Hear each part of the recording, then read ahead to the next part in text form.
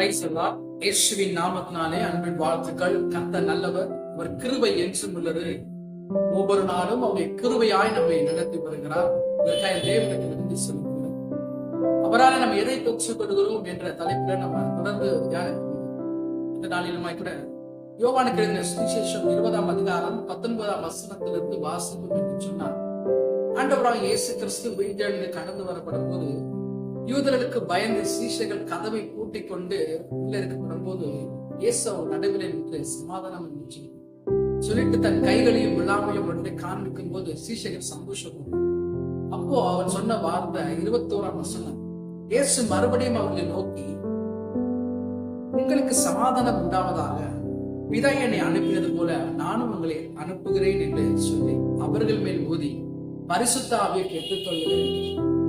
பிதா என்னை எப்படி அனுப்பினாரோ அதே போல நம்ம அனுப்புகிறார். இப்போ உங்களுக்கு என்ன தேவை? பரிசுத்த ஆவி. ஏன் அப்படின்னா, பயந்து போய் சமாதானம் இல்லாமல் இருந்த அவர்களுக்கு பரிசுத்த ஆவியை பெற்றுக்கொள்ளுங்கள் என்று சொல்லி அவர்கள் மேல் ஊதி சொல்லுகிறது நம்ம வாசிக்கிறோம். அந்த பரிசுத்த ஆவியை பெற்றுக்கொள்ளு. அதுக்கப்புறம் அவங்க வேதம் சொல்லுகிறது, சீஷர்கள் கடந்து போகும்போது தைரியமாய் அவர் பிரசங்கிக்கிறது நம்ம வாசிக்கிறோம்.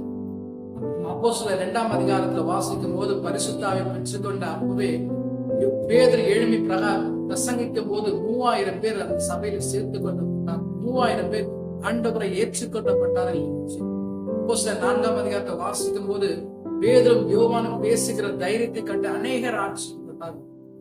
பரிசுத்த ஆவியை நாம் பெற்றுக்கொள்ளும் போது கர்த்தர் நமக்கு தைரியத்தை கொடுத்துள்ளார்.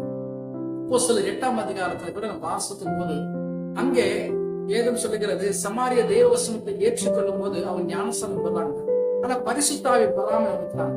அப்போ பேதுரு யோவானையோ அந்த இடத்துல அனுப்பப்படும் போது பேதுரு யோவானன் ஜெபம் பண்ணி தன் கைகளை அவங்க மேல வைக்கப்படும் போது அவங்க பரிசுத்த ஆவியை பெற்றுக்கொள்வது வாசித்தி. பரிசுத்த ஆவிய நம்மளால காசு கொடுத்து நம்ம வாங்க முடியும். அது தேவன் தருகிற தேவனிடத்துல உண்மையாய் வாஞ்சியாய் தாகத்தோடு கேட்கப்படும் போது அந்த பரிசுத்த ஆவியை அவரால் நாம் பெற்றுக் கொள்ளுகிறாய். இந்த கடைசி நாட்கள்ல அவர் பரிசுத்த ஆவியானுடைய காலத்துல நம்ம வாழ்ந்து கொண்டது. இந்த ஆவியானவர் நமக்குள்ள இருப்பார் என்று சொன்னார். அவர் சகல சத்தியத்திற்குள்ளும் நம்மை நடந்து நம் பாவம் செய்யும் போது அவர் கண்டிக்கிறவராய். பரிசுத்த ஆவியான் நமக்கு நம்முடைய நிக்கட்ட நேரத்துல நமக்காக வாக்களியாத பெருமூச்சோடு நமக்கு உதவி செய்கிற தேவனாய் கேட்டுக்கொண்டிருக்க நம்முடைய வாழ்க்கை அவராலே பரிசுத்த ஆவியை பெற்றுக்கொள்ளும்படியாக உங்களை பரிசுத்த ஆவி பெறாமல் இருக்கும் என்று சொன்னார். கடைசி நாட்களில் தேவ சமூகத்தில் நாம் காத்திருந்து பரிசுத்த ஆவி பெற்றுக்கொள்ளும் ஒரு கர்த்தர் நமக்கு தைரியத்தை கொடுக்கும்.